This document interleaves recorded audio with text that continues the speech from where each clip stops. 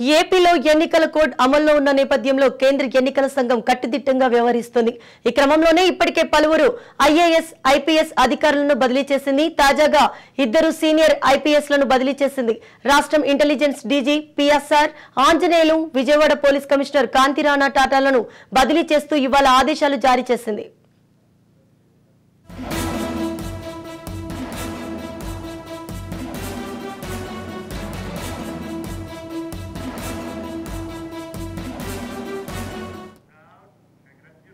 ఆ 2 ఐపీఎస్లకు ఎన్నికల విధులతో సంబంధం లేదని బాధ్యతలు అప్పగించాలని, వారి స్థానంలో కొత్త వారిని నియమించాలంటూ ఈసీ తన ఆదేశాలు ఏపీ ప్రభుత్వాన్ని స్పష్టం చేసింది. ఏపీ బీజేపీ చీఫ్ పురంధేశ్వరి ఇటీవల ఈసీకి రాసిన లేఖలో రాష్ట్రంలోని పలువురు ఐపీఎస్ అధికారుల తీరును వివరించినట్టు తెలుస్తోంది.